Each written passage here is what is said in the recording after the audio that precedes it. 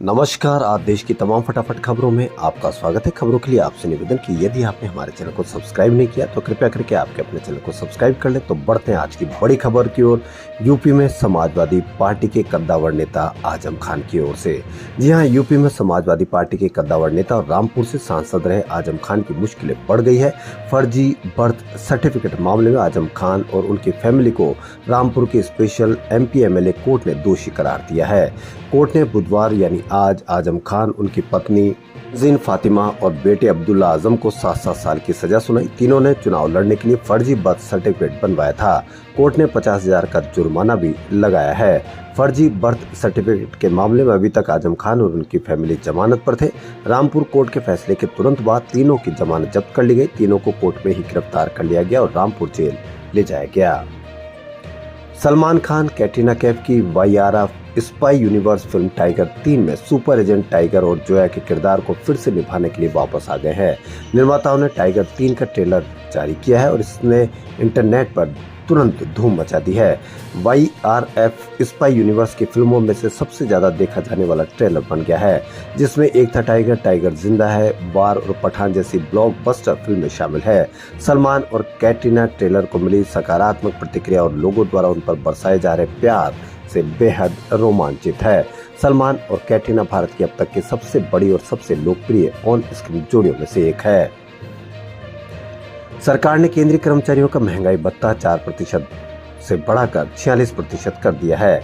इसका सीधा फायदा करीब 48.67 लाख कर्मचारियों को और 67.95 लाख पेंशनर्स को होगा। केंद्रीय कैबिनेट की आज हुई इस मीटिंग पर इस पर फैसला लिया गया। कर्मचारियों को नवंबर में बढ़ी हुई सैलरी मिलेगी। इसमें जुलाई और अक्टूबर के बीच की अवधि का एरियर भी शामिल होगा। इस फैसले से सरकार पर हर साल 12,857 करोड़ रुपए का भार आएगा। वहीं रेलवे कर्मचारियों को 78 दिन की सैलरी के बराबर बोनस देने का फैसला भी लिया गया है। बाल हंगर इंडेक्स यानी GHI की ताजा रिपोर्ट विवादों में। उनके अनुसार भारत में भुखमरी की स्थिति गंभीर है। रिपोर्ट में शामिल 125 देशों में भारत 111वें स्थान पर है। पिछले साल GHI में भारत 107वें नंबर पर था, तब भी ऐसे सवाल उठाए गए थे। इस रिपोर्ट की रैंकिंग में भारत को एक बार फिर बेहद निचले पायदान 111वीं रैंक पर रखा गया है। पिछले साल 2022 में भारत 121 देशों की सूची में 107वें स्थान पर था। 2021 में 116 देशों की रैंकिंग में भारत 101वें स्थान पर था। इस भूख सूचकांक मापने के लिए 4 पैरामीटर चुने जाते हैं। भारत के लिए सूचकांक 28.7 है, जो बहुत गंभीर है, जबकि पाकिस्तान में 26.6 है, जिसके कारण पाकिस्तान भारत से ऊपर 102वें स्थान पर है। इसी तरह बांग्लादेश 19 अंक के साथ 81वें और श्रीलंका 13.3 अंकों के साथ 60वें स्थान पर है। विधानसभा चुनाव के लिए कांग्रेस उम्मीदवारों की घोषणा का काउंटडाउन शुरू हो गया है। जल्द दिल्ली में बैठक के बाद राजस्थान के उम्मीदवारों पर जारी लिस्ट हो सकती है। स्क्रीनिंग कमेटी ने अब करीब 100 सीटों पर सिंगल नामों का पैनल केंद्रीय चुनाव समिति के सामने रखा है। इस बैठक के बाद 100 या 106 कांग्रेस उम्मीदवारों की पहली सूची आ सकती है।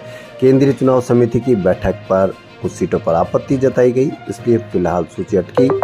बिना विवाद वाली सीटों पर उम्मीदवार तय किए गए हैं। पहली लिस्ट में अशोक गहलोत, प्रदेश अध्यक्ष गोविंद सिंह डोटासरा, सचिन पायलट और कई मंत्रियों के नाम हो सकते हैं। वहीं लगातार जीत रहे नेताओं के नाम भी शामिल हो सकते हैं पहली लिस्ट में। तो खबरों फिलहाल इतना ही। यदि आपको हमारा चैनल पसंद आए तो लाइक, सब्सक्राइब और शेयर अवश्य करें। धन्यवाद।